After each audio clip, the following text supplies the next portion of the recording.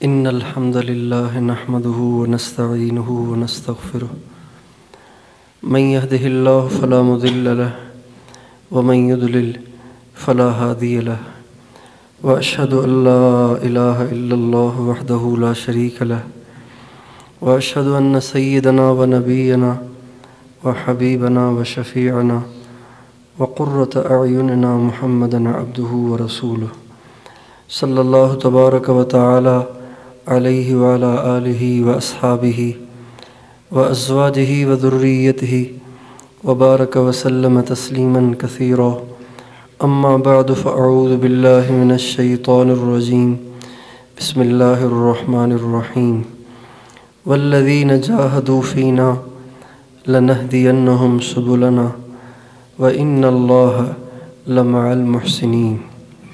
سبحان ربك رب العزة عما يصفون وسلام على المرسلين والحمد لله رب العالمين. اللهم صل على سيدنا محمد وعلى آل سيدنا محمد وبارك وسلم.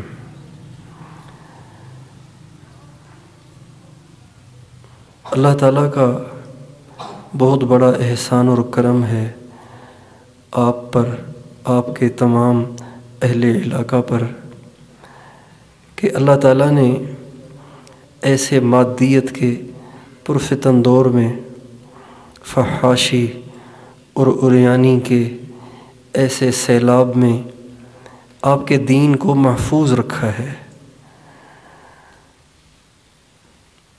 وہ علاقے جو دین کا مرکز شمار ہوتے تھے اور محدثین اور مفتیان کرام اور علماء کرام کے وہ مراکز ہوا کرتے تھے، مادیت کی ایسی آندھی چلی ہے، ایسا مادیت کا سیلاب آیا ہے کہ سب کچھ وہ بہا کے لے گیا ہے. جیسے سیلاب آتا ہے، ہمارے یہاں سیلاب آتا رہتا ہے، سندھ میں سیلاب آتا ہے تو وہ گھروں کو بھی بہا کر لے جاتا ہے، بھینسوں کو بھی بہا کر لے جاتا ہے، فصلوں کو بھی بہا کر لے جاتا ہے، باغوں کو اور درختوں کو بھی بہا کر لے جاتا ہے. جب وہ بہا کے لے جاتا ہے اور وہ پانی خشک ہوتا ہے تو ایسے لگتا ہے جیسے کبھی یہاں باغ تھا ہی نہیں، ایسے جیسے کبھی یہاں کوئی بستی تھی ہی نہیں.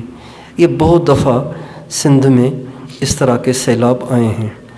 تو اس وقت بے دینی اور بے حیائی اور مادیت کا ایسا سیلاب ساری دنیا میں آیا ہوا ہے کہ وہ تقویٰ کو بھی بہا کر لے گیا، حیا کو بھی بہا کر لے گیا، اور اسلامی غیرت اور حمیت کو بھی بہا کر لے گیا، تعلق مع اللہ کو بھی بہا کر لے گیا، نمازوں کو، عبادات کو بہا کر لے گیا، مسجدوں کو بھی بہا کر لے گیا، مدرسوں کو بھی بہا کر لے گیا، یہاں تک کہ علماء کو بھی بہا کر لے گیا. علماء بھی مادیت کی آندھیوں سے متاثر ہو کر نمازیں چھوڑ بیٹھے اور مدارس چھوڑ بیٹھے، تدریس چھوڑ بیٹھے، اور ایسے دنیا میں جا پھنسے کہ اب انہیں بھی جماعت کے ساتھ نماز پڑھنا نصیب نہیں ہوتا. ایسے سیلاب میں، ایسی آندھیوں میں اگر کوئی علاقہ جزیرہ نما بچا ہوا ہے تو میرا خیال ہے وہ یہ علاقہ ہے. چونکہ اللہ تعالیٰ کی رحمت سے پاکستان کے سارے ہی صوبوں میں اور سارے ہی صوبوں کے عموماً بڑے بڑے علاقوں میں جانا ہوتا ہے اور وہاں کی دینی سطح کو دیکھنے کا موقع ملتا ہے. لیکن آپ کے اس علاقے میں آ کے وہ جو پاکستان اور باہر پھر پھر کر نا امیدی سی دل پہ چھا گئی تھی، یہاں آ کے وہ نا امیدی امید سے بدل گئی ہے. آپ کے مدارس کو بھرا بھرا دیکھ کر، آپ کے اسکولوں کو خالی خالی دیکھ کر، آپ کے عموماً 99 سے زیادہ فیصد سروں پہ پگڑیاں اور ٹوپیاں دیکھ کے، نوجوانوں کے چہروں پہ داڑھیاں دیکھ کے، اور عورتوں کو کہیں عورتوں کا نام و نشان نہ دیکھ کر بہت بڑی امید سی آ گئی ہے کہ امید ہے کہ یہ دین دوبارہ ضرور اللہ تعالیٰ زندہ فرمائیں گے اور ضرور یہ دین دوبارہ سے اپنی شان و شوکت کے ساتھ، آب و تاب کے ساتھ ضرور آئے گا۔ ہم اپنے علاقے کو دیکھتے ہیں تو نا امیدی کے سوا ہمیں کچھ نہیں ملتا، نا امیدی ہی نا امیدی۔ سندھ کی بستیوں میں جاتے ہیں تو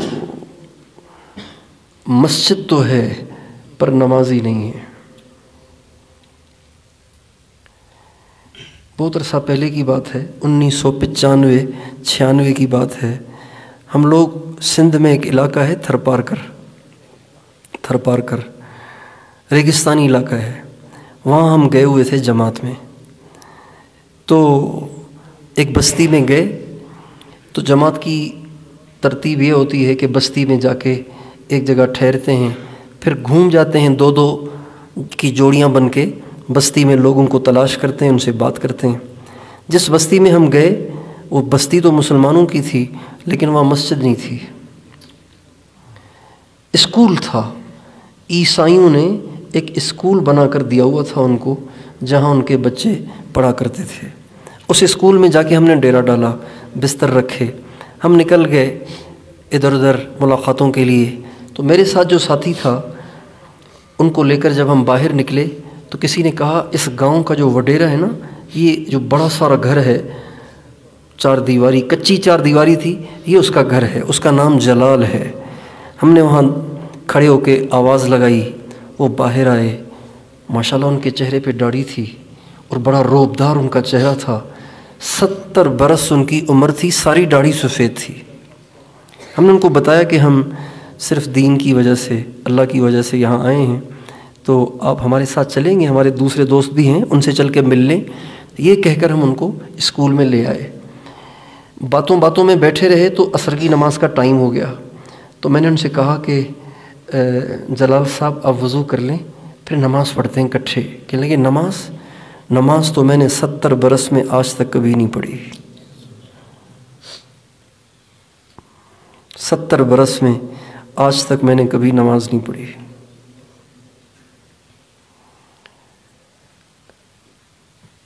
اور وضو مجھے نہیں کرنا آتا، وضو کیسے کرتے ہیں مجھے نہیں آتا وضو کرنا۔ 70 برس عمر ہے اور پورے گاؤں کا وڈیرا تھا۔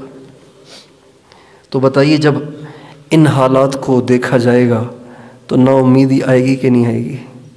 مسلمانوں کی بستی ہو، مسجد ہی نہ ہو اور نمازی ہی نہ ہو، اور اس گاؤں کے وڈیرے کو وضو اور نماز نہ آتی ہو، تو بتائیے پھر نا امیدی آتی ہے کہ نہیں آتی؟ چنانچہ اچھا اب آپ سوچیں کہ جن کو وضو نہیں آتا تھا ان کو غسل آتا ہوگا، اور جس کو غسل نہیں آتا ہوگا وہ پاک زندگی گزار رہا ہوگا، اور جو ناپاک ساری زندگی گزار کے مر جائے گا اس کا کیا حشر ہوگا؟ تو پتہ نہیں یہ کس کی دعا ہے اس خطے کو، پتہ نہیں کس کی دعا ہے اس خطے کو، پتہ نہیں آپ کے آباء و اجداد کی کوئی ایسی قربانیاں اللہ کو پسند آئی ہیں کہ اتنی آندھیوں میں بھی یہ خطہ مادیت سے اور بے دینی سے، فحاشی اور عریانی سے بچا ہوا ہے۔ لیکن ایک ڈر اب بھی دل میں ہے کہ یہ جو سوشل میڈیا کا زمانہ ہے، انٹرنیٹ کا زمانہ ہے، یہاں پہ بھی بڑے بڑے موبائل چل رہے ہیں، بڑے بڑے موبائل یہاں بھی لوگوں کے پاس آ گئے ہیں۔ تو اب ڈر لگتا ہے کہ ان آندھیوں سے تو یہ خطہ بچ گیا، لیکن اب جب ساری دنیا کی فحاشی اور عریانی موبائلوں کے ذریعے سے یہاں بھی آ گئی ہوگی، تو ہو سکتا ہے کہ اس علاقے کی اگلی نسل شاید اس دین کی سطح پہ نہ ہو جس سطح پہ آج کے لوگ ہیں۔ لیکن پھر ان مدارس کو دیکھ کر، مدارس کی تعداد کو دیکھ کر یہ امید سی ہوتی ہے کہ امید ہے کہ اگلی نسل بھی ان کی ایسی ہی ہوگی۔ آخر یہ بڑے اتنے سارے بچے جو یہاں پڑھ رہے ہیں، انہوں نے ہی بڑے ہو کے علماء بننا ہے، مسجدوں کے خطبہ بننا ہے اور مدارس کے مدرسین بننا ہے۔ تو امید ہے کہ اگلی نسل کے ایمان کی بھی حفاظت کا انتظام ہوا ہے۔ اس پہ آپ کو اللہ تعالیٰ کا بہت شکر ادا کرنا چاہیے۔ اللہ تعالیٰ فرماتے ہیں لَإِن شَكَرْتُمْ لَأَزِيدَنَّكُمْ وَلَئِن كَفَرْتُمْ إِنَّ عَذَابِي لَشَدِيدٌ، اگر تم قدر کرو گے ہم بڑھائیں گے، ناقدری کرو گے چھین لیں گے۔ اس کی قدر کریں، اللہ کا بہت شکر ادا کریں۔ اور اس کی قدردانی پتہ ہے کیا ہے؟ اس کی قدردانی پتہ ہے کیا ہے؟ اس کی قدردانی یہ ہے کہ اگر اسلام آباد کے لوگ آپ کو گاڑیوں میں گھومتے نظر آئیں، لاہور کے لوگ آپ کو بنگلوں میں رہتے ہوئے نظر آئیں، پشاور کے لوگ اگر آپ کو گاڑیوں میں گھومتے ہوئے، جہازوں میں اڑتے ہوئے نظر آئیں، تو آپ کبھی بھی ان کو للچائی ہوئی نگاہوں سے نہ دیکھیں، اس لیے کہ ان کے پاس جو کچھ ہے وہ فنا ہو جانے والا ہے، آپ کے پاس جو کچھ ہے وہ باقی رہنے والا ہے۔ قل متاع الدنیا قلیل، آپ ان سے کہیے کہ دنیا کا مال و متاع بہت عارضی ہے، وقتی ہے، اور جو دنیا کا ساز و سامان لوگوں کے پاس ہے یہ ان کے پاس ہمیشہ نہیں رہے گا۔ پشاور کے جو لوگ گاڑیوں میں گھوم رہے ہیں اور جہازوں میں اڑ رہے ہیں، کراچی، لاہور اور پنڈی، اسلام آباد کے جو لوگ بڑے بڑے بنگلوں میں رہ رہے ہیں، وہ بنگلوں میں رہ رہے ہیں، آپ کچے مکانوں میں رہ رہے ہیں، ان کے پاس سوئی گیس بھی ہے، آپ کے پاس سوئی گیس بھی نہیں ہے، ان کے پاس عالی شان پھسلتی ہوئی سڑکیں بھی ہیں، آپ کے پاس سڑکیں بھی نہیں ہیں، ان کے پاس دنیا کی ساری سہولیات موجود ہیں، آپ کے پاس دنیا کی ضروریات بھی نہیں ہیں، لیکن اس کے باوجود بھی آپ اپنے آپ کو ان سے چھوٹا نہ سمجھیں، اپنے آپ کو احساس کمتری میں نہ لے جائیں، اس لیے کہ آپ کے پاس جو دولت ہے وہ باقی رہنے والی ہے۔ ما عندکم ینفد وما عند اللہ باق، جو دنیا کے انسانوں کے پاس ہے وہ ختم ہو جائے گا، جو اللہ کے پاس ہے وہ باقی رہے گا، اور وہ ملے گا اس دین پر جو دین اللہ نے آپ کو دے رکھا ہے۔ حضرت علی رضی اللہ تعالیٰ عنہ کا ارشاد ہے، رضینا قسمت الجبار فینا لنا علم وللجہال مالو، اللہ کی تقسیم ہے، اللہ کی تقسیم ہے، اللہ تعالیٰ کسی کو پیسہ دے دیتا ہے، بنگلے اور گاڑیاں دے دیتا ہے، عہدے اور ڈگریاں اور حکومت دے دیتا ہے، اور کسی کو اللہ علم، دین کی سمجھ اور دین پہ چلنے کی توفیق دے دیتا ہے، یہ اللہ کی تقسیم ہے۔ حضرت علی فرماتے ہیں ہم اپنے مالک کی تقسیم پہ راضی ہیں کہ اس نے جاہلوں کو مال دے رکھا ہے اور ہمیں اس نے علم اور دین دے رکھا ہے، اے اللہ ہم تیری اس تقسیم پہ راضی ہیں۔ فَإِنَّ الْمَالَ يَفْنَى عَنْ قَرِيبٍ وَإِنَّ الْعِلْمَ بَاقٍ لَا يَزَالُ، مال ختم ہو جائے گا، علم اور دین باقی رہے گا۔ جن کے پاس دنیا ہے نا، جن کے پاس دنیا کا ساز و سامان ہے، جن کے پاس دنیا کی چیزیں ہیں، یہ صرف جب تک یہ دنیا میں ہیں تب تک استعمال کریں گے، جو ہی یہ تہے خاک چلے جائیں گے تو پھر ان کا مالدار اور غریب دونوں برابر ہو جائیں گے، ان کا مالدار اور غریب دونوں برابر ہو جائیں گے۔ لیکن یہ مدرسوں میں پڑھنے والے اور یہ پگڑیاں سر پہ سجانے والے اور یہ چہرے پہ حضور کی سنت کو سجانے والے اور یہ علم میں زندگیاں کھپانے والے، مدرسے کی چار دیواریوں میں تھوڑی تھوڑی تنخواہوں پہ گزارا کرنے والے، اپنے پیٹ پہ پتھر باندھنا اور اپنے پیٹ پہ فاقے برداشت کرنے والے، اگر یہ اسی حال میں مریں گے تو ان کا حشر تو نبیوں کے ساتھ ہوگا۔ ہمارے نبی کا ارشاد ہے من جاءہ الموت وہو یطلب العلم لیحیی بہ الاسلام فبینہ وبین النبیین درجۃ واحدہ او کما قال علیہ السلام۔ آپ فرماتے ہیں جو علم سیکھتے علم دین کو سیکھتے مر گیا تو کل قیامت کے دن جب جنت میں جانے کا وقت آئے گا اللہ تعالیٰ اس کو نبیوں کے پڑوس میں جگہ عطا فرمائیں گے۔ آج سیاسی پارٹیوں کے لوگ اور مرکزی حکومت کے لوگ اور بڑے بڑے شہروں کے لوگ آپ کے علاقے کو پسماندہ علاقہ سمجھتے ہیں، ان کے کہتے آپ بھی اپنے آپ کو پسماندہ سمجھنے لگ جاتے ہوں گے۔ انسان متاثر ہوتا ہے نا، جب مستقل ایک بات کو سنے تو وہ متاثر ہو جاتا ہے، ایک بات کو جب مستقل سنا جائے گا نا تو وہ متاثر ہو جاتا ہے۔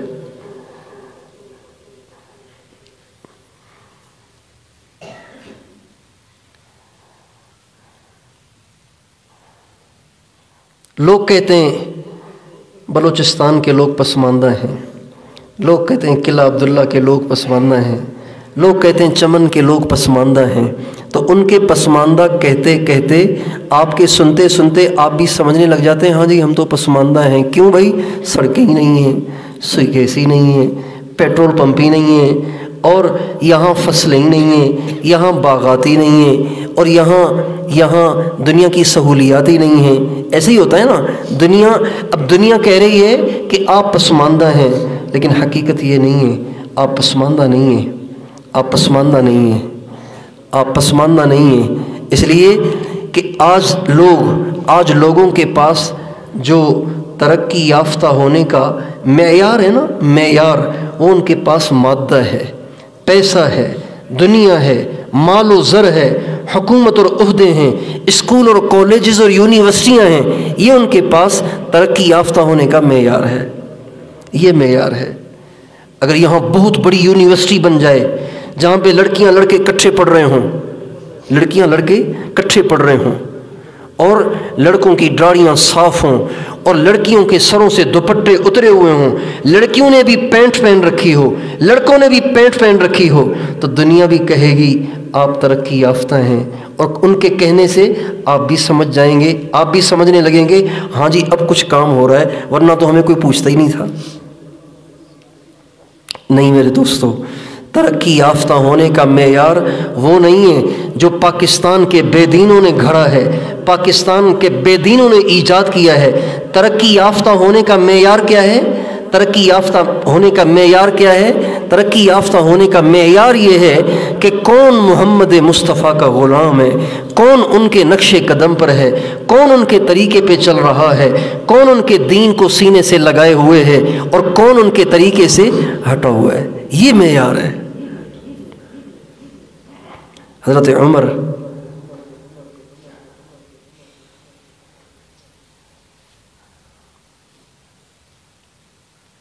رضی اللہ عنہ کا دور خلافت ہے، تو جو مکے کے سردار تاخیر سے مسلمان ہوئے تھے وہ حضرت عمر کے ساتھ بیٹھے ہوئے تھے، بات چیت کر رہے تھے۔ سہیل بن عمر، ابو سفیان اور صفوان بن امیہ اور اس قسم کے بڑے بڑے جو قریش کے چودھری تھے اور آخر میں اسلام لائے تھے، یہ سب حضرت عمر کے ساتھ بیٹھے ہوئے تھے، باتیں کر رہے تھے، باتیں چل رہی ہیں۔ اچانک کچھ مہاجرین اولین آ گئے، غریب، غلام، آزاد کردہ غلام، مسکین، ساری زندگی پٹائیاں کھانے والے، وہ آ گئے۔ حضرت عمر نے کہا ذرا پیچھے ہو جاؤ، ان کو آگے جگہ دو، یہ اولین ہیں۔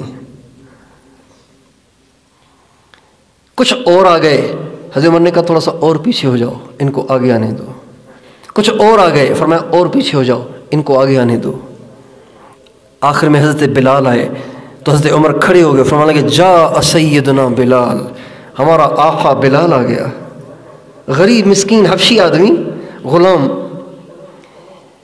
اب جب یوں ہوا اور مجلس ہو گئی برخاست، جب مجلس برخاست ہوئی تو وہ جو ابو سفیان، صفوان بن امیہ، سہیل بن عمر اور اس قسم کے دوسرے جو قریش کے چودھری رہے تھے اور آخر میں اسلام لائے تھے، جب مجلس سے اٹھے کہنے لگے آج عمر نے تو ہماری بڑی بے عزتی کر دی، غلاموں کو آگے بٹھایا اور ہمیں پیچھے کرتے کرتے جوتیوں میں جا کے جگہ دی، عمر نے تو آج ہمارے ساتھ اچھا نہیں کیا۔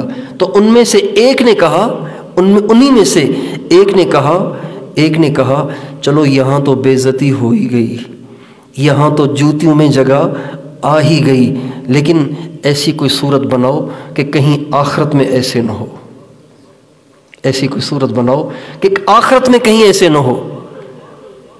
چنانچہ یہ سب دوبارہ حضرت عمر کے پاس آئے، کہنے لگے عمر امیر المومنین، آج جو آپ نے ہمارے ساتھ کیا وہ آپ نے بھی دیکھا، ہم نے بھی دیکھا، لیکن اب ہم آپ سے کوئی شکوہ شکایت نہیں ہے، یہ ہمارے اپنے ہی کرتوتوں کی سزا ہے، یہ ہمارے اپنے ہی ہاتھوں کی کمائی ہے، لیکن آپ کوئی ایسی صورت ہمیں بتائیں کہ جیسے آج ہمیں دنیا میں اور پیچھے کیا جا رہا ہے، اور پیچھے کیا جا رہا ہے، اور پیچھے کیا جا رہا ہے، ایسی کوئی صورت ہے کہ آخرت میں ایسی بے عزتی نہ ہو؟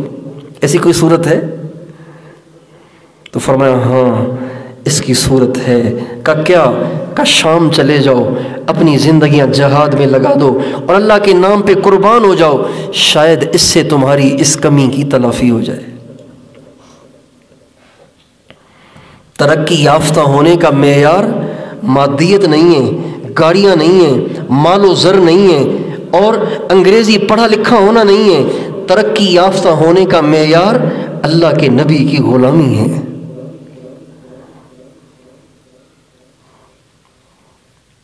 حضور کا غلام ہونا یہ عزت کی بات ہے۔ اور پتہ نہیں اس کا پتہ، یہ پردہ دنیا میں تو شاید نہ کھلے، لیکن مرتے ہی دنیا دیکھ لے گی کہ پسماندہ اسلام آباد کے ماڈرن لوگ تھے یا پسماندہ قلعہ عبداللہ اور چمن کے یہ درویش لوگ تھے۔ یہ موت کے بعد پتہ چلے گا۔ وَسَوْفَ تَرَى إِذَا انْكَشَفَ الْغُبَارُ أَفَرَسٌ تَحْتَ رِجْلِكَ أَمْ حِمَارُ۔ جب یہ غبار چھٹے گا نا، پھر پتہ چلے گا کہ کون گدھے پہ سوار تھا اور کون گھوڑے پہ سوار تھا۔ اس لیے پہلی آپ سے درخواست یہ ہے کہ جو انعام اللہ تعالیٰ نے آپ پر دین، علم، اسلام کی شکل میں کیا ہے، اس کی ناقدری نہیں کرنا، ورنہ یہ چھن جائے گا۔ اس کی ناقدری نہ کریں، بلکہ اپنے آپ پر اللہ تعالیٰ کا بہت بڑا انعام اور احسان سمجھیں کہ اللہ کا شکر ہے، کیا کمی ہے، انسان نے روٹی کھانی ہوتی ہے اور کیا کرنا ہوتا ہے۔ اور غریب ہونا، پسماندہ ہونا، دنیاوی لحاظ سے پسماندہ ہونا، اور گھر میں سوئی گیس کا نہ ہونا، اور گھر میں مرغن غذاؤں کا نہ پکنا، اور اچھے لباس کا نہ پہننا، یہ کوئی ذلت نہیں ہے۔ اگر یہ ذلت ہوتی تو سرکار دو عالم صلی اللہ علیہ وسلم کبھی غریب نہ ہوتے۔ ہمارے نبی دنیا میں سب سے زیادہ معزز ہیں، کیوں جی ہیں کہ نہیں ہیں؟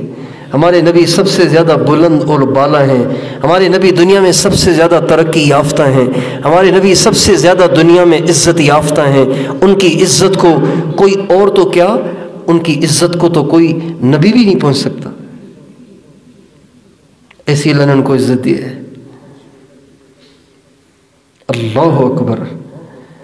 موسیٰ علیہ السلام نے ایک دفعہ اللہ تعالیٰ سے کہا، اے اللہ، آپ نے مجھے کلیم اللہ بنایا ہے، اور حضرت محمد صلی اللہ علیہ وسلم کو آپ نے حبیب اللہ بنایا ہے، تو اب یہ تو بتائیں نا کہ کلیم اللہ اور حبیب اللہ میں کیا فرق ہے؟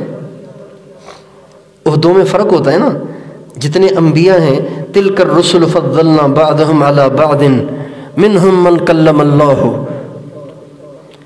انبیاء میں بھی فرق ہے۔ کسی نبی کا درجہ بہت بڑا، کسی نبی کا درجہ اس بڑے درجے کے نبی سے چھوٹے درجے کا، تو انبیاء میں بھی درجات ہیں۔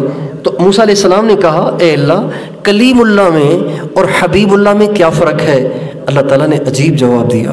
اللہ نے فرمایا، الکلیم من یعمل برضا مولاه، موسیٰ کلیم وہ ہوتا ہے جو اللہ کو راضی کرتا ہے، والحبیب من یعمل مولاه برضاہ، اور حبیب وہ ہوتا ہے کہ اللہ اسے راضی کرتا ہے۔ موسیٰ علیہ السلام سے اللہ تعالیٰ نے فرمایا کہ تمہیں اگر تورات چاہیے تو 70 آدمی لے کے کوہ طور پہ آ جاؤ۔ موسیٰ علیہ السلام 70 آدمی لے کے چلے۔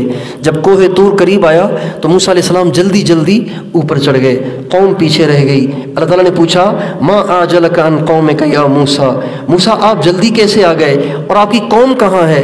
کہم اولاء علی اثری وعجلت الیک رب لترضی، اے اللہ وہ پیچھے آ رہے ہیں، میں ذرا جلدی آ گیا تاکہ آپ میرے شوق کو دیکھ کر مجھ سے راضی ہو جائیں۔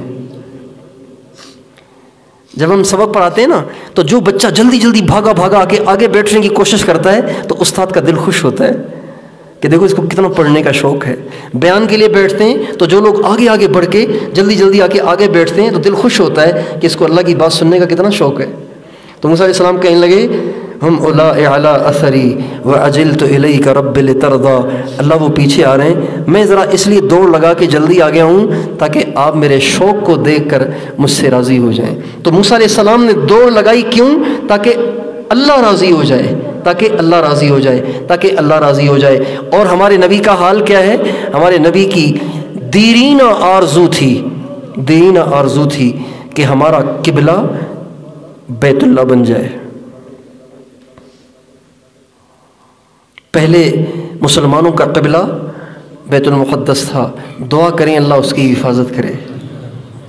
اللہ اس قبلہ اول کی طرف اٹھنے والی میلی نگاہوں کو پھوڑ کے رکھ دے، اٹھنے والے قدم توڑ کے رکھ دے۔ تو پہلے قبلہ اول یہ مسجد اقصیٰ تھی، پھر ہمارے نبی کی خواہش یہ تھی کہ ہمارا قبلہ مسجد اقصیٰ کی بجائے بیت اللہ بن جائے، لیکن ہمارے نبی کبھی اللہ سے کہتے نہیں تھے کہ اللہ میاں میری یہ چاہت ہے۔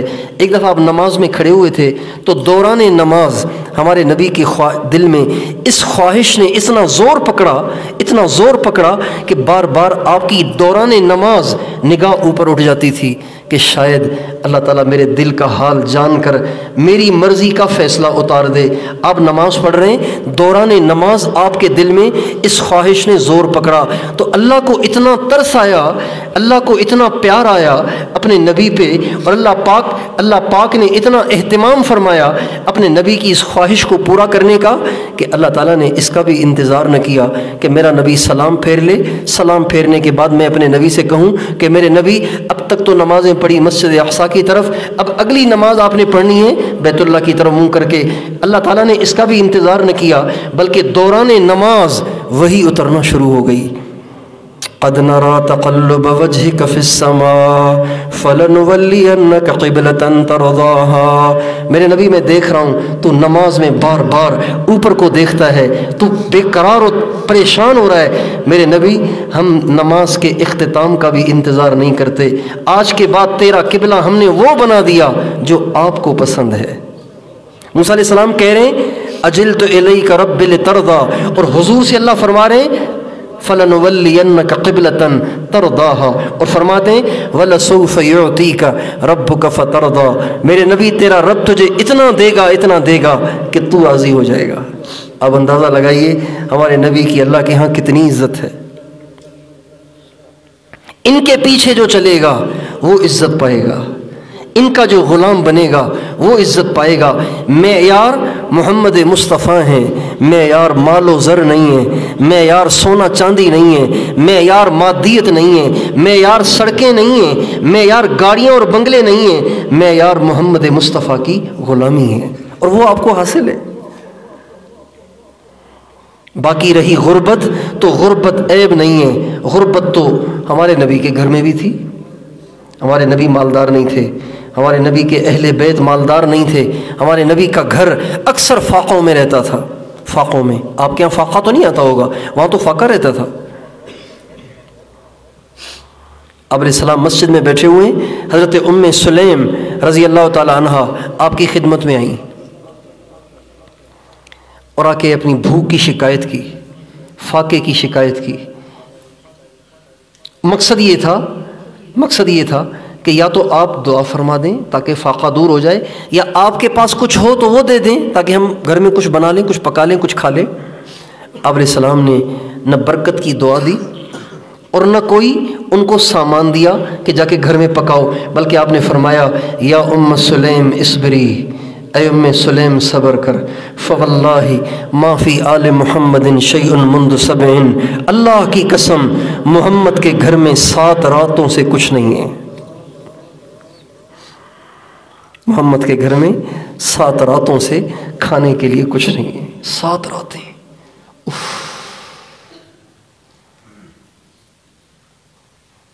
7 راتیں کھانے کو کچھ نہ ملے تو انسان کا کیا حشر ہوگا۔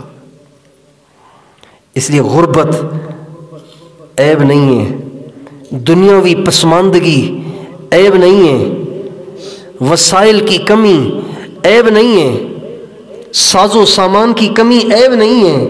اگر یہ عیب ہوتی تو حضور کے پاس نہ آتی، اس لیے کہ حضور عیوب سے پاک ہیں۔ خلقت مبرئا من کل عیب کأنک قد خلقت کما تشاء۔ حضرت حسان بن ثابت کہتے ہیں یا رسول اللہ نے آپ کو ایسا بنایا ہے کہ آپ میں کوئی عیب رکھا ہی نہیں ہے، اس لیے آپ خوش رہا کریں، اللہ کا شکر ادا کریں۔ شکر ہے سڑکیں نہیں ہیں، ایمان تو ہے، شکر ہے بنگلے نہیں ہیں، پردہ تو ہے، حیا تو ہے، غیرت تو ہے۔ ماں بیٹی کا دامن تو پاک ہے نا، ماں بیٹی کی عزت تو محفوظ ہے نا، یہی اصل ہے۔ باقی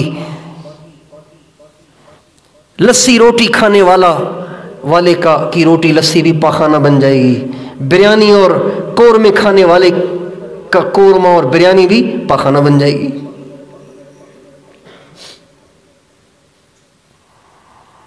اس لیے ایک درخواست تو آپ سے یہ ہے کہ جو نعمت اللہ تعالیٰ نے آپ کو دی ہے اس کی ناقدری نہیں کرنا، اس کی ناقدری نہ کریں، اس کی قدردانی کریں، خوش رہیں۔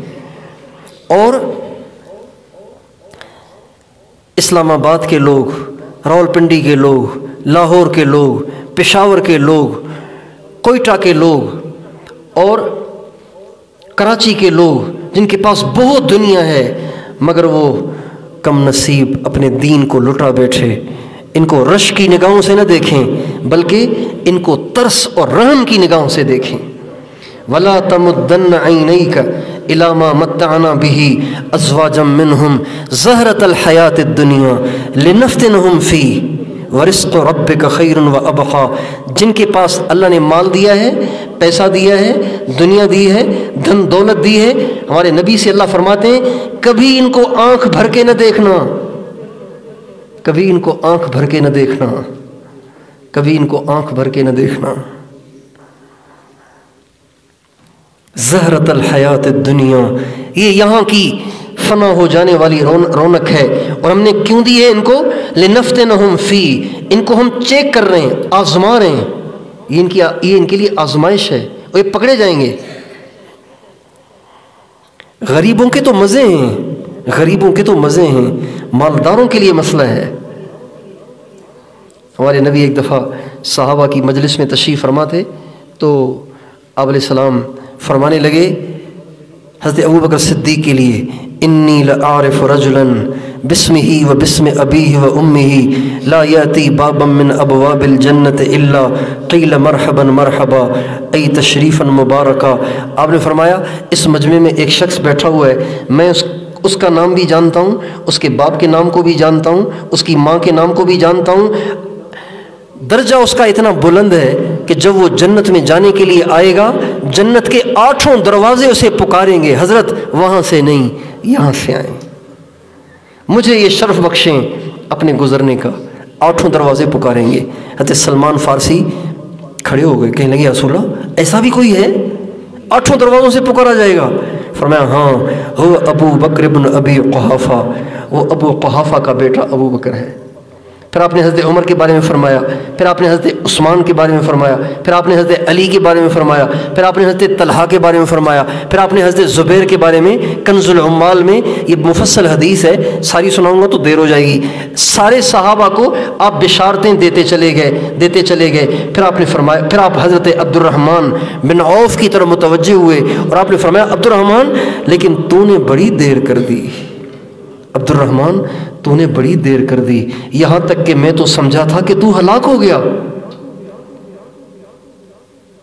10 مبشرہ میں سے ایک صحابی کو حضور فرما رہے ہیں کہ عبد الرحمن تو نے بڑی دیر کر دی جنت کی طرف آنے میں، اور میں تو سمجھا کہ تو ہلاک ہو گیا۔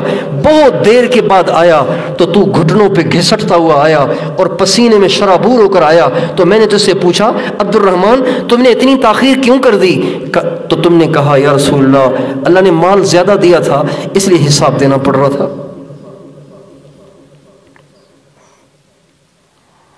دخلت الجنت فکان عامۃ من دخلها المساکین۔ آپ نے فرمایا جب میں جنت میں گیا تو میں جنت کے دروازے پہ کھڑا ہو گیا کہ دیکھوں کون کون اندر جاتا ہے، تو فرمایا میں نے دیکھا کہ اکثر جانے والے غریب تھے۔ تو غریب ہونا نعمت ہے، مالدار ہونا مصیبت ہے، آزمائش ہے۔ اس لیے سب سے پہلی درخواست تو یہ ہے کہ جو دولت اللہ نے آپ کو دی ہے اس دولت کی قدر کریں، اور جو دولت دنیا داروں کو اللہ نے دے رکھی ہے کبھی اس کی طرف للچائی ہوئی نگاہ سے نہ دیکھیں، اور کبھی اس کی طمع بھی نہ رکھیں کہ ہمیں یہ چیزیں چاہیے۔ نہیں، ہمارے لیے قرآن کافی ہے، ہمارے لیے مدرسہ کافی ہے، ہمارے لیے حدیث نبوی کافی ہے، ہمارے لیے حضور کی سنت کافی ہے۔ باقی جو روزی ہے وہ اللہ نے ہر ایک کی مقرر کر رکھی ہے، اس رزق میں کمی نہیں ہوگی، جس کے اللہ نے جو لکھا ہے وہ اس کو مل کے رہنا ہے۔ جس کے مقدر میں پراٹھا ہے وہ چاہے چمن میں رہے، چاہے قلعہ عبداللہ میں رہے، چاہے تھر پارکر میں رہے، چاہے بہاولپور کے ریگستان چولستان میں رہے، جس کے مقدر میں پراٹھا ہے اسے ملے گا، اور جس کے مقدر میں سوکھی روٹی ہے وہ پاکستان کا صدر بن کے بھی سوکھی روٹی کھائے گا، مقدر میں ہی سوکھی روٹی ہے اس کے۔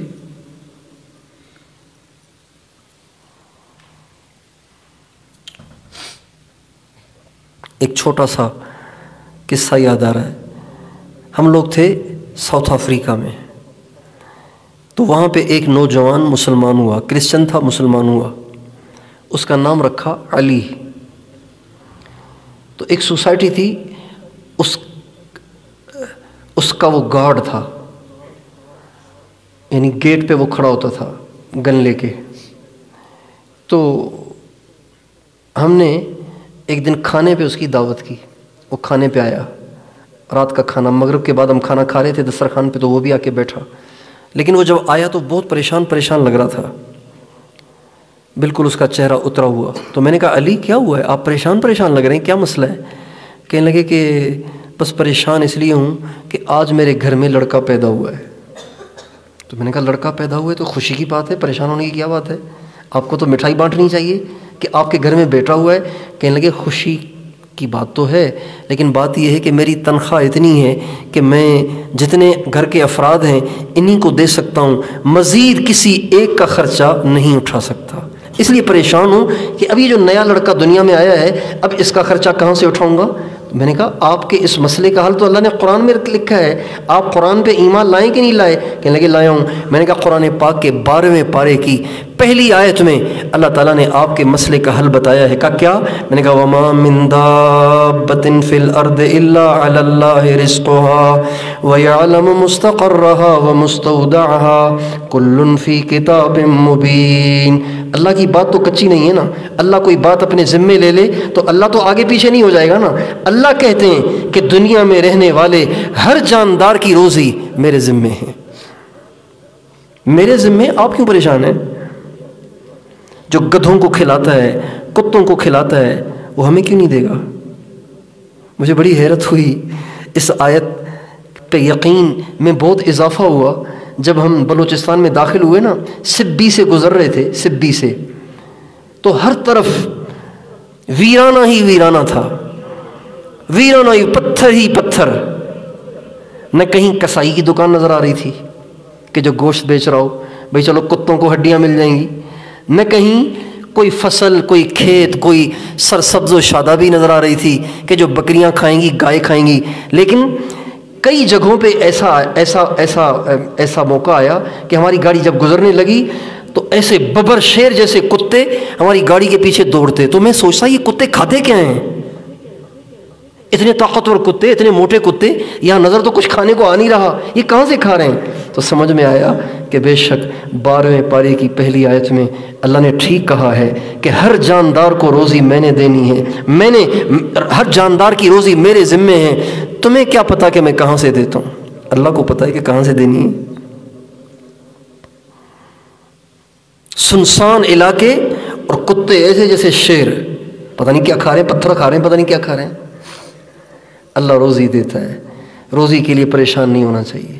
اس لیے اس بات کو مکرر عرض کرتا ہوں کہ آپ کو جو اللہ نے نعمت دی ہے وہ بہت بڑھیا ہے، دنیا کو جو اللہ نے دیا ہے وہ بہت گھٹیا ہے، گھٹیا کی طرف کبھی آپ نظر نہ کریں، آپ اللہ کی تقسیم پہ راضی ہوں۔ دوسری بات یہ ہے کہ ماشاءاللہ یہاں مدارس بھی بہت ہیں، جہاد بھی بہت ہے، تبلیغ بھی خوب ہے، ماشاءاللہ دینی اقدار بھی بہت ہیں۔ ایک چیز کی یہاں کمی ہے جس کا شکوہ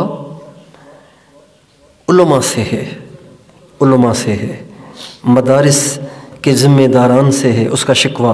وہ یہ ہے کہ جیسے علم دین پڑھانا یہ دین کا ایک بہت اہم حصہ ہے، اس کے بغیر ہمارا دین محفوظ نہیں ہوگا۔ جیسے تبلیغ کا کام ایک بہت اہم کام ہے، اس کے بغیر لوگ دین پہ باقی نہیں رہیں گے، آہستہ آہستہ دین میں کمی آ جائے گی اگر دعوت کا کام نہ ہو، تبلیغ کا کام نہ ہو۔ یہ تبلیغ کے کام کی مثال ایسی ہے جیسے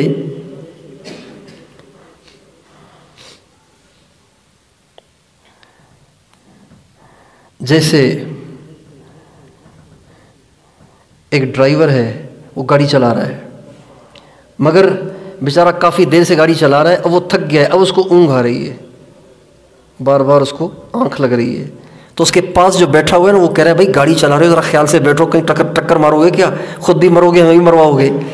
تبلیغ کی مثال یہ ہے کہ جو سونے لگے، غفلت کا شکار ہونے لگے، اس کو جھنجھوڑ کے اس کو جگانا نہیں، بھائی مسلمان ہیں، مسجد میں آؤ، مسلمان ہو، ڈراموں سے بچو، فلموں سے بچو، میوزک سے بچو، برائی سے بچو، جھوٹ سے بچو، غیبت سے بچو۔ یہ تبلیغ کی مثال ہے کہ تبلیغ والے کسی کو سونے نہیں دیتے، کسی کو دین سے ہٹنے نہیں دیتے، کسی کو دین سے دور ہونے نہیں دیتے۔ یہ تبلیغ کا کام ہے۔ اور جہاد بھی ضروری ہے، جہاد بھی ضروری ہے، اس لیے کہ جہاد سے باطل سر نگوں ہوتا ہے اور باطل مغلوب ہوتا ہے اور حق کا بول بالا ہوتا ہے، یہ بھی ضروری ہے۔ اگر مسلمان جہاد کرنا چھوڑ دیں تو یہ کفار تو ہمیں کچا کھا جائیں گے، اس لیے یہ بھی ضروری ہے، اور ماشاءاللہ یہ بھی یہاں کافی ہے۔ لیکن ایک دین کا کام اور بھی ہے، پتہ ہے وہ کیا ہے؟ وہ ہے جس کے بارے میں اللہ تعالیٰ نے قرآن میں بڑی اہمیت کے ساتھ، شدید ترین اہمیت کے ساتھ اس کی اہمیت کو اجاگر کیا۔ کیا؟ والشمس وضحاها والقمر اذا تلاها والنهار اذا جلاها والليل اذا يغشاها والسماء وما بناها والارض وما طحاها ونفس وما سواها فألهمها فجورها وتقواها قد افلح من زكاها وقد خاب من دساها۔ یہ وہ دین کا کام ہے، یہ وہ دین کا شعبہ ہے جس کی یہاں کمی ہے۔ 11 قسمیں اللہ نے کھا کے فرمایا ہے کامیاب وہ ہے جس نے اپنے نفس کا تزکیہ کر لیا، اپنے اندر کو برائیوں سے پاک کر دیا، اپنے دل سے دنیا کی محبت کو نکال پھینکا اور اپنے دل کو اللہ کی محبت سے مزین کر لیا، منور کر لیا۔ اور وہ شخص ناکام ہو گیا جس نے اپنے نفس کو گندا کر دیا معاصی سے، دنیا کی محبت سے۔ تو تزکیے کا جو نظام ہے نا، جسے تصوف کہتے ہیں، طریقت کہتے ہیں، اس کی یہاں کمی ہے، اور اس یہ ضروری ہے۔ اس لیے ہر دین کی لائن سے کچھ مقصود ہوتا ہے نا، کچھ مقصود ہوتا ہے۔ تصوف سے مقصود پتہ ہے کیا ہے؟ تصوف سے مقصود نیکی میں اخلاص کو پیدا کرنا ہے، اور کچھ نہیں ہے۔ تصوف سے مقصود ہواؤں میں اڑنا نہیں ہے، پانیوں پہ چلنا نہیں ہے، یہ مقصود نہیں ہے۔ پرندوں اور درندوں کو اپنے تابع کرنا نہیں ہے۔ تصوف سے مقصود نیکی میں اخلاص پیدا کرنا ہے۔ تو نیکی میں اخلاص کی ضرورت تبلیغ والے کو بھی ہے، نیکی میں اخلاص کی ضرورت مدرس کو بھی ہے، نیکی میں اخلاص کی ضرورت مفتی صاحب کو بھی ہے، نیکی میں اخلاص کی ضرورت مدرس کو بھی، محدث کو بھی ہے، نیکی میں اخلاص کی ضرورت مجاہد کو بھی ہے، نیکی میں اخلاص کی ضرورت ایک سیاسی میدان میں محنت کرنے والے مذہبی پیشوا کو بھی ہے۔ سب کو اخلاص کی ضرورت ہے، اخلاص کے بغیر تو کوئی عمل قبول ہی نہیں ہے۔ تو اب بتائیے دین کے ہر شعبے کو تصوف کی ضرورت ہے کہ نہیں ہے؟ یہ تو ایسے ہے جیسے گاڑی میں پیٹرول، مجاہد کو بھی پیٹرول چاہیے، مدرس کو بھی پیٹرول چاہیے، مبلغ کو بھی پیٹرول چاہیے، محدث اور مفتی کو بھی پیٹرول چاہیے، اس کے بغیر تو گاڑی چلے گی نہیں اس کی۔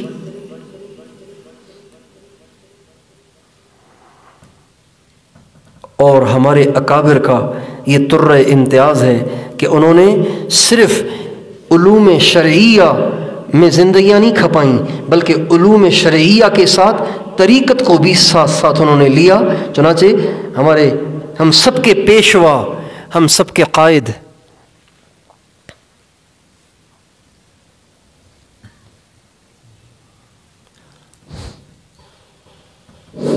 ہم سب کے پیشوا، ہم سب کے قائد، حجت الاسلام والمسلمین، قاسم العلوم والخیرات، حضرت مولانا محمد قاسم صاحب ہم سب کے پیشوا ہیں نا، ہم سارے ان کے شاگرد ہیں۔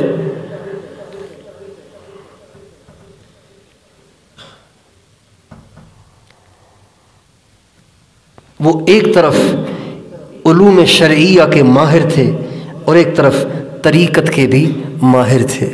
وہ جامع شریعت بھی تھے اور وہ جامع طریقت بھی تھے، وہ رہبر شریعت بھی تھے اور وہ پیر طریقت بھی تھے۔ علوم شرعیہ سے جب وہ پڑھ کر فارغ ہوئے، جب دور حدیث پڑھ رہے تھے تو دور حدیث حضرت گنگوہی نے، حضرت نانوتوی نے پڑھا، حضرت مولانا عبد الغنی صاحب مجددی رحمۃ اللہ علیہ سے انہوں نے دور حدیث پڑھا۔ تو حضرت گنگوہی فرماتے ہیں میں نے حضرت نانوتوی سے کہا، میں نے مولانا قاسم صاحب سے کہا کہ میرا خیال ہے مولانا شاہ عبد الغنی صاحب سے بیعت ہو جاتے ہیں۔ تو مولانا قاسم صاحب نے کہا نہیں بھائی، بیعت تو ہوں گے حاجی صاحب سے، بیعت تو ہوں گے حاجی صاحب سے۔ چنانچہ دور حدیث سے فارغ ہوئے اور دونوں پہنچے حضرت حاجی امداد اللہ صاحب کی خدمت میں اور جا کے اپنے آپ کو پیش کیا اور ان سے علم طریقت کو سیکھا، تعلق مع اللہ کو سیکھا، نسبت مع اللہ کو حاصل کیا اور وہ مقام حاصل کیا کہ ان کے شیخ نے کہا مولوی قاسم اور مولوی رشید احمد جیسے لوگ تو صدیوں میں پیدا ہوتے ہیں، پہلے پیدا ہوتے تھے، آج کل ایسے لوگ پیدا ہی نہیں ہو رہے۔ یہ ان کے شیخ نے کہا۔ اللہ تعالیٰ نے اتنا ان کو نوازا، تو اس لیے اس کی کمی ہے۔ جال بچھا ہوا ہے مدارس کا، تو اس کے ساتھ جال بچھا ہوا ہونا چاہیے خانقاہوں کا بھی، اور بے شک الگ خانقاہیں نہ بنے، یہی مدارس خانقاہیں بن جائیں۔ میں نے ابھی بتایا اساتذہ کرام کو کہ دارالعلوم دیوبند کی جو تاریخ تاسیس ہے نا، جب اس کی بنیاد رکھی گئی، اس کی جو تاریخ ہے، اس کے ابجد کے ذریعے سے جو حروف نکالے گئے تو مختلف علماء نے مختلف نکالے، لیکن حضرت شیخ الہند مولانا محمود حسن دیوبندی رحمۃ اللہ علیہ نے دارالعلوم دیوبند کی تاریخ تاسیس کی جو تاریخ نکالی نا، وہ ایک قطعہ ہے، وہ ایک قطعہ ہے۔ وہ پتہ کیا ہے؟ وہ ہے در مدرسہ خان کا دیدیم۔ یہ تاریخ تاسیس ہے دارالعلوم دیوبند کی، اللہ اکبر، در مدرسہ خان کا دیدیم۔ حضرت مولانا یاسین صاحب شیخ الاسلام مولانا مفتی محمد تقی عثمانی صاحب کے دادا جان اور مفتی اعظم پاکستان مفتی شفیع صاحب کے والد محترم، یہ دارالعلوم دیوبند کے ابتدائی اساتذہ میں سے تھے، ابتدائی لوگوں میں سے تھے۔ ان کا ملفوظ ہے جو دارالعلوم کراچی کی مسجد کے گیٹ پہ لکھا ہوا ہے اور کتابوں میں بھی لکھا ہوا ہے۔ وہ فرماتے ہیں ہم نے دارالعلوم دیوبند کا وہ زمانہ بھی دیکھا جب محتمم سے لے کر چپڑاسی تک، صدر مدرس سے لے کے ادنا درجے کے مدرس تک ہر ایک صاحب نسبت بزرگ تھا، اور سارا دن دارالعلوم دیوبند میں قال اللہ اور قال الرسول کی صدائیں گونجتی تھیں، اور ساری رات دارالعلوم دیوبند کے ہر حجرے سے لا الہ الا اللہ اور اللہ اللہ اور الا اللہ کی ضربوں کی آواز سنائی دیتی تھی۔ یہ دارالعلوم کراچی کی جامع مسجد کے گیٹ پہ بھی لکھا ہوا ہے۔ تو اس کی کمی ہے، ایک آدمی تو ہے لیکن اس کی ٹانگ نہیں ہے، تو ناقص ہے نا۔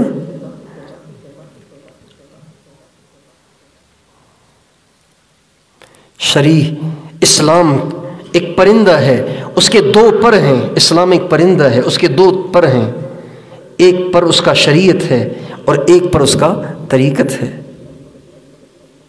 ایک پر ہوگا دوسرا نہیں ہوگا تو بھی یہ پرندہ نہیں اڑے گا، دونوں پر ہوں گے پھر یہ اڑے گا۔ اس لیے آپ سارے حضرات سے یہ درخواست ہے کہ جیسے آپ نے یہاں مدارس کے جال بچھا دیے ہیں، ایسے ہی یہاں اس کے لیے فکر مند ہوں، اس کے لیے کوشش کریں کہ یہاں پہ خانقاہوں کے بھی جال بچھ جائیں۔ اس کی آسان صورت ہے آپ سب کسی اللہ والے سے مضبوط تعلق قائم کر کے ان سے سلوک کی منازل کو طے کریں اور پھر اس کی یہاں محنت اور کوشش کریں.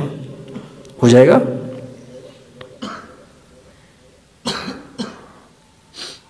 کوشش فرمائیں گے انشاءاللہ. اللہ تعالی ہم سب کو اپنی پسند کے مطابق دین کی خدمت کے لیے قبول فرمائے.